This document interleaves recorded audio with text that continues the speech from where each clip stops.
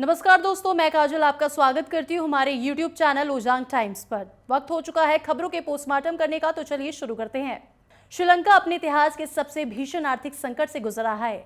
देश में इमरजेंसी लागू है। श्रीलंका में इमरजेंसी के बीच अब राजनीतिक संकट उत्पन्न हो गया है। महिंदा राजपक्षे ने अपना इस्तीफा श्रीलंका के राष्ट्रपति गोटाबाया राजपक्षे को सौंप दिया है। महिंदा राजपक्षे के बाद उनके मंत्रिमंडल में स्वास्थ्य मंत्री रहे प्रोफेसर चन्ना जयसुमना ने भी अपना राष्ट्रपति को इस्तीफा सौंप दिया। श्रीलंका में हालात बेकाबू होते जा रहे हैं। पीएम महिंदा राजपक्षे के इस्तीफे के बाद भी लोगों का गुस्सा कम होने का नाम नहीं ले रहा है, बल्कि गुस्साए भीड़ अब और भी ज्यादा हिंसक हो गई है।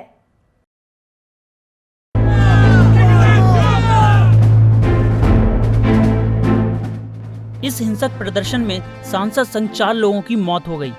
जानकारी के मुताबिक राजधानी कोलंबो समेत देश के कई हिस्सों में सरकार समर्थकों और विरोधियों के बीच जबरदस्त हिंसा हुई। इसमें रूलिंग पार्टी के सांसद अमरकीर्ति अथुकोरला और उनके सिक्योरिटी गार्ड की मौत हो गई।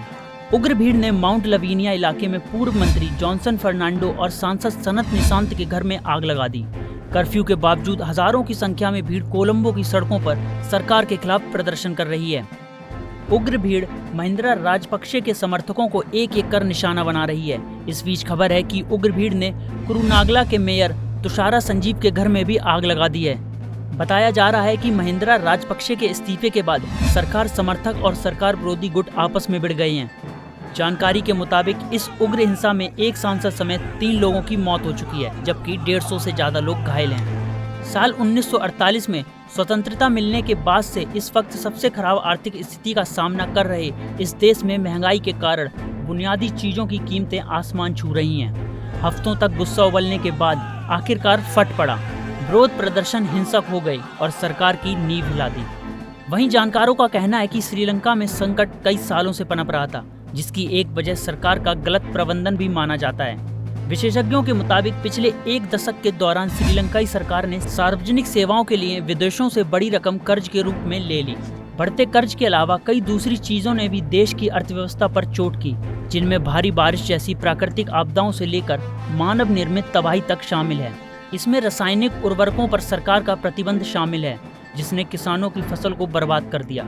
श्रीलंका में आम लोगों के लिए स्थितियां बहुत बुरी हो गई हैं। लोगों को बुनियादी सामान के लिए घंटों तक लाइन में लगना पड़ रहा है, और वो भी उनको एक सीमित मात्रा में मिल रहा है। स्थानीय लोगों का कहना है कि ब्रेड के दाम दोगुने हो गए हैं, जबकि ऑटो रिक्शा और टैक्सी चालकों का कहना है कि सीमित मात्रा में मिल रहा ईंधन बहुत कम है। कुछ लोगों के लिए हालात और बुरे हैं। उन्हें अपने परिवार का पेट पालने के लिए काम भी करना है और सामान लेने के लिए लाइनों में भी लगना पड़ रहा है। ब्यूरो रिपोर्ट, ओजांग टाइम्स।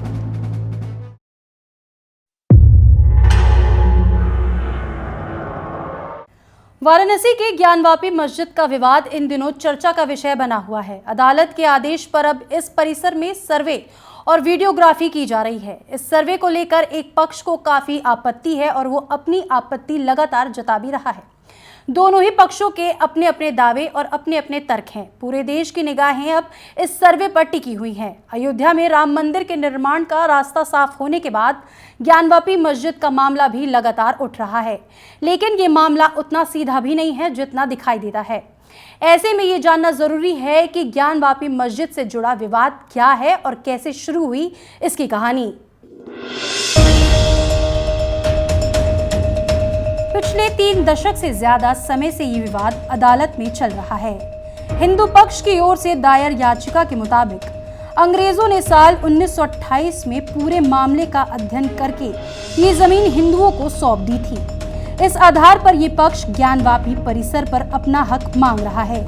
साल 1991 में सोमनाथ व्यास, रामरंग शर्मा और हरिहर पांडे ने वादी के तौर पर प्राचीन मूर्ति स्वयंभू भगवान विश्वेश्वर की ओर से अदालत में मुकदमा दायर किया था।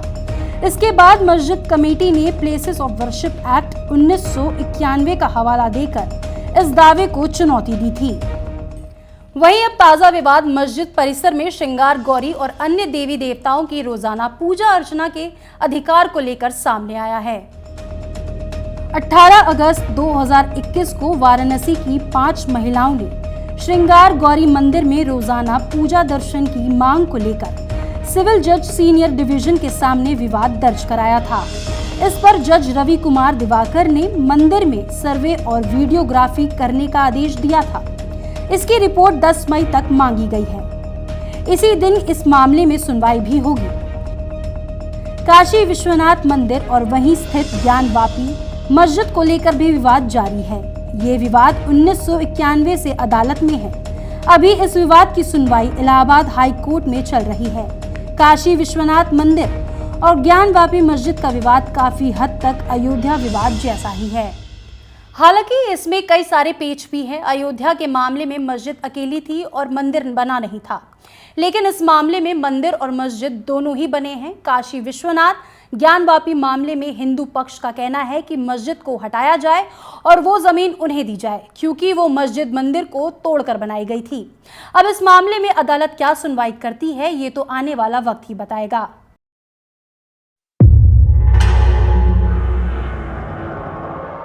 देश में लगातार हिंदू मुस्लिम मंदिर मस्जिद के मुद्दे गरमा रहे हैं। एक मुद्दा खत्म होने से पहले ही दूसरा मुद्दा सामने आकर खड़ा हो जाता है। हाल ही में काशी के ज्ञानवापी मस्जिद का मामला थमा नहीं था कि अब ताजमहल के बंद पड़े 22 कमरों की तलाशी करने को लेकर याचिका दर्ज करा दी गई है। काफी समय से एक पक्ष इसे हिंदुओं का मंदिर बताने में लगा हुआ है, तो कोई इसे शिव मंदिर तो कुछ इसे तेजो महालय बताते आ रहे हैं। दायर याचिका में कहा गया है कि ताजमहल में मौजूद 22 कमरों को खोलने की मांग की गई है। इससे पता चल सके कि इनके अंदर किसी देवी देवता की मूर्ति या शिलालेख है या नहीं। चलिए आपको ताजमहल के इन बंद कमरों के बारे में कुछ दिलचस्प बातें बताते हैं। ताजमहल के ये 22 कमरे कई दशकों से बंद हैं। इतिहासविदों के अनुसार कहा जाता है कि मुख्य मकबरे और चमेली फर्श के नीचे 22 कमरे हैं जो अभी तक बंद हैं। ये कमरे मुगल काल से बंद हैं। इन कमरों को आखिरी बार 1934 के समय खोला गया था।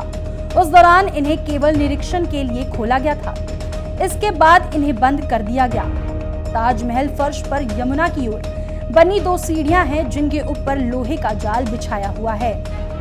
ताजमहल की संगमरमर की संरचना की पहली मंजिल पर स्थित कमरे हैं। इस ऊपरी मंजिल की ओर जाने वाली 2 सीढ़ियां शाहजहां के समय से ही बंद हैं।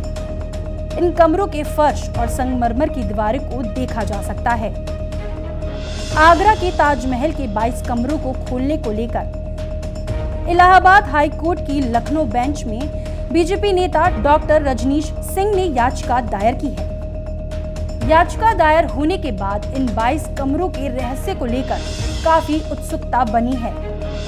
याचिका स्वीकार होने की स्थिति में अनेक इतिहासकारों का मानना है कि चौंकाने वाले तथ्य जरूर निकलेंगे।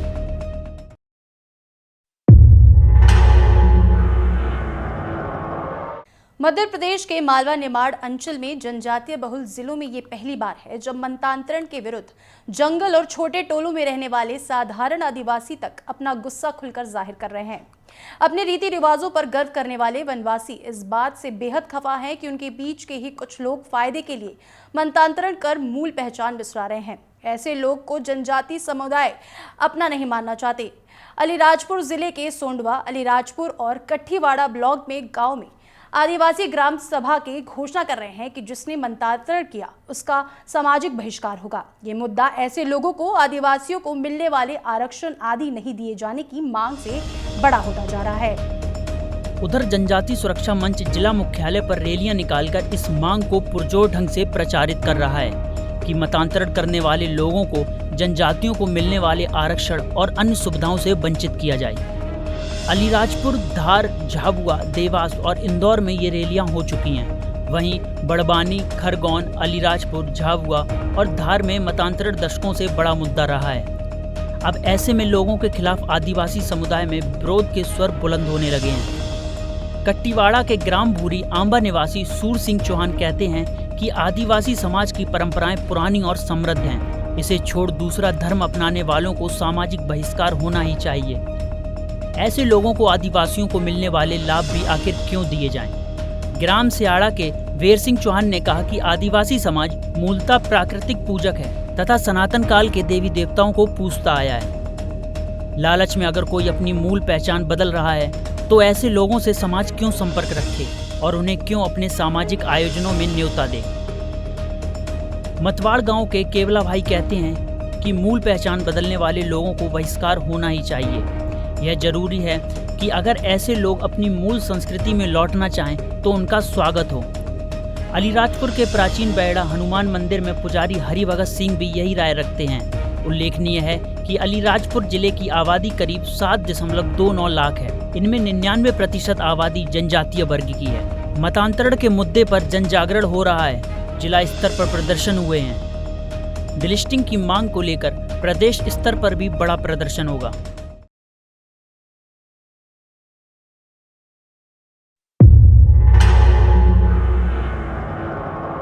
एक बहुत पुराने गाने की लाइंस है, मजहब नहीं सिखाता आपस में बैर रखना, लेकिन ये लाइन महज बातें बनकर रह गई हैं। जी हाँ, अब एक ताज़ा मामला कुतुब मीनार को लेकर शुरू हो चुका है। दरअसल कुतुब मीनार के परिसर में हिंदू संगठनों ने हनुमान चालीसा का पाठ पढ़ा और इसका नाम बदलने की मांग कर रहे हैं। यूनाइटेड हिंदू फ्रंट ने कुतुब मीनार के परिसर में हनुमान चालीसा का पाठ किया और इसका नाम बदलकर विष्णु स्तंभ करने की बात कही है। इस हिंदू संगठन का कहना है कि कुतुब मीनार हकीकत में विष्णु स्तंभ ही है। इतना ही नहीं, यूनाइटेड फ्रंट का कहना है कि इस मीनार को जैन और हिंदू मंदिरों को तोड़कर ही बनाया गया था। उनका कहना है कि इस खास विचारधारा के लोगों ने इतिहास को गलत लिखा है।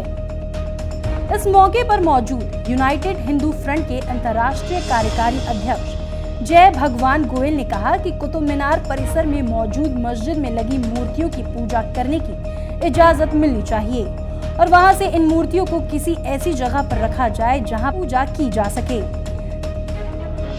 इसके अलावा गोयल ने ये कहा कि हिंदू और जैन धर्म के 27 मंदिरों को तोड़कर ये मीनार बनाया गया है। इसके अलावा ढांचे यानी मस्जिद में मूर्तियां हैं तो फिर ये मंदिर ही हुआ। ब्यूरो रिपोर्ट, उजांग टाइम्स। तो दोस्तों, फिलहाल के लिए खबरों के पोस्टमार्टम में सिर्फ इतना ही। फिर मिलेंगे नए वीडियो में तमाम बड़ी खबरों के साथ। तब तक के लिए देखते रहिए उजांग टाइम्स। नमस्कार।